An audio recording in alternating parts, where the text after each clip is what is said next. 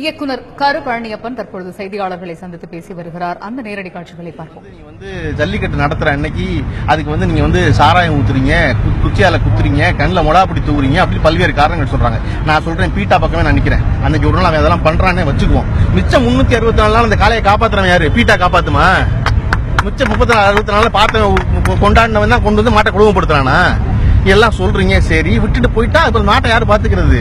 நீங்க கருணை உள்ள கொண்டவன் காளையான்னு கூப்பிட்டா மாடு உங்ககிட்ட வரணுமா? அவன் கூப்பிட்டா வருமே, அப்ப அவன் அன்பால பாத்துக்கிட்டு இருக்கான்னு அர்த்தம். அதனால தொடர்ந்து நீங்க இது மாடு மட்டும் இல்ல, எப்பொழுதும் தனித்த அடையாளங்கள் இருக்குல்ல, அது வேண்டாம் நினைக்கும். இப்ப பிஜேபி போன்ற ஆளுகிற மத்திய அதிகாரத்தில் இருக்கவங்க அப்படி நினைப்பாங்க. தனித்த அடையாளங்கள் யாருக்குமே வேண்டாம். தனித்த அடையாளங்கள் தான் நீ சிந்திப்பியே.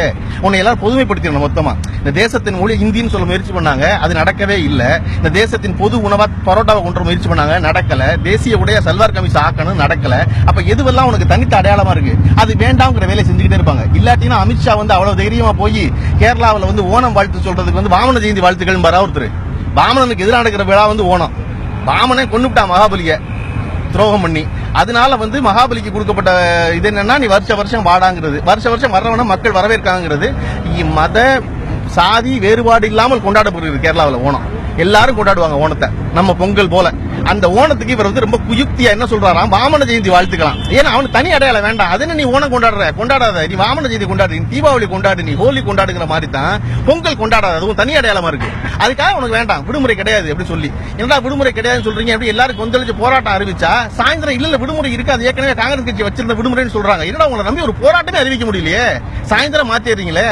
உன்னை காலையில சொன்ன சாயந்தரம் வரைக்கும் நீங்க இருக்க வேண்டாம்.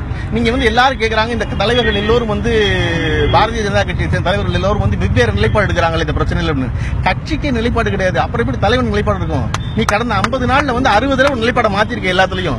காலையில சொல்ற பெட்ரோல் பங்க்ல 1% சர்சார்ஜ் வாங்குவாங்க, பெட்ரோல் பங்காரன் பெட்ரோல் பணம் மாட்டேன்னு சொன்னா சாயந்தரம் இல்ல அது தெரியாம சொல்லிட்டான் பேங்க்காரன் மந்திரி சொல்றாரு. மந்திரி சொல்றது ஆர்பிஐ கவர்னர் எதிர்க்கிறார், ஆர்பிஐ கவர்னர் சொல்றாரு, மந்திரி எதிர்க்கிறார், மந்திரி சொல்றாரு, பெட்ரோல் பங்காரன் கேட்க மாட்டேங்கிறான். இப்படி ஒவ்வொரு நாள் காலையில் ஒரு அறிவிப்பு, சாயந்தரம் ஒரு அறிவிப்பு நடந்துகிட்டு இருந்தா அதனுடைய நோக்கம் தனித்த அடையாளம் வேணாங்கிறது.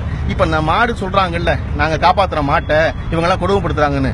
கடந்த ஆண்டு சென்னையில நாய் வளர்ப்பு மையம் ஒன்று இருந்துச்சு, அரசாங்கம் நடத்தின மையம். அது அந்த மையம் நாட்டு நாய் தான் வளர்ப்பாங்க. அவங்க நடிகைகள் வளர்ப்பது போல அயல்நாட்டு நாய் வளர்க்க மாட்டாங்க. நாட்டு நாயுடைய இனப்பெருக்கத்துக்காக இருந்தது இந்த மெட்ராஸ் இருந்துச்சு. அதை பீட்டாவும் அனிமல் வெல்ஃபேர் போர்டும் வழக்கு போட்டு அதை மூட வச்சுட்டாங்க. ஏன்னா சரியா பராமரிக்கப்படலையா. சரியா பராமரிக்கலன்னா சரியா பராமரிங்க, ஒழுங்கா சுத்தம் பண்ணுங்க, அதிகாரியை மாத்துங்க. அதை விட்டு நாட்டு நாய் இனப்பெருக்கமே வேண்டாம்னு சொல்லி அந்த மையத்தையே நீங்க மூடுவீங்களா? அப்ப ஏன்னா இது நாட்டு நாய், இங்க நாட்டு மனுஷன் இருக்கக்கூடாது, நாட்டு மாடு இருக்கக்கூடாது, நாட்டு நாய் இருக்கக்கூடாது, எதுவும் வேணாம், எல்லாம் எங்களோட சேர்ந்துருங்க, எல்லாம் பொதுவா இருந்திருக்கிறது நோக்கம் தான். இப்படி இப்ப கர்நாடகாவில் கம்பாலான்னு ஒரு போட்டி நடக்கும். கர்நாடக மாநில நாட்டு எருமை மாடுகளை வச்சு நடத்தப்படுறது. அதுக்கு இடைக்கால தடை வாங்கியிருக்காங்க. ஏன்னா அங்க இருக்க வேண்டாம், அவனுக்கு தனியா ஒரு மாடு வச்சிருக்காங்க, அது வச்சுக்க கூடாது. ஒவ்வொருத்தரும் தனித்த அடையாளம் இருக்க வேண்டாம் நினைக்கிறதா அதுக்கு பின்னாடி இருக்க அரசியல். அப்ப தனித்த அடையாளம் இல்லாம ஆக்குவதற்கான முயற்சி தான் அது நடந்துகிட்டே இருக்கு தொடர்ந்து. அதனுடைய தொடக்கம் தான் இதெல்லாம். இந்த கலவரத்துக்கு நடுவில் நம்ம விவசாய பிரச்சனையை மறந்துடாம எல்லோரும் இதை நிறுத்திக்கிட்டே இருக்க வேண்டியது இருக்கு. அதை தோழர்கள் செய்வது என்பது மிக சரியான வேலை.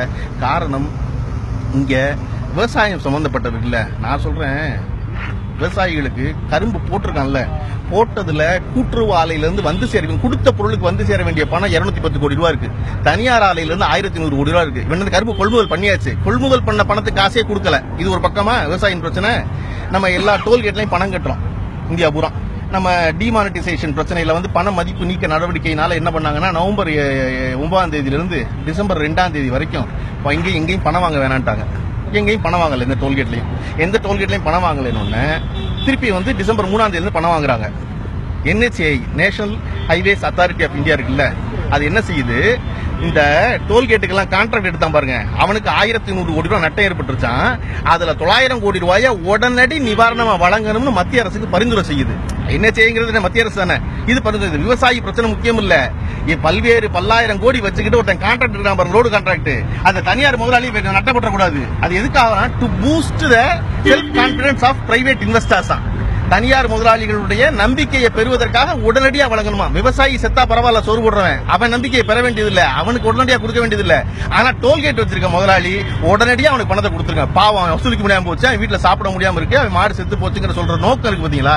அதுதான் எனக்கு எதுக்கு பிரதானம், எதை முக்கியத்துவம் கொடுக்குறோங்கிறது தான். இங்க விவசாயியை பத்தி யாருக்கு அக்கறை இல்லை. அப்ப தொடர்ந்து இந்த மாதிரி போராட்டங்கள் மக்கள் கவனிக்க மறந்ததை, கவனிக்காம விட்டதை அடிக்கூட விடுவதற்கு இதை செஞ்சு கொண்டே வேண்டியிருக்கு. அந்த வகையில் இந்த போராட்டம் சிறப்புற வெற்றி பெற வேண்டும் என்று வாழ்த்துகிறேன். நன்றி, வணக்கம்.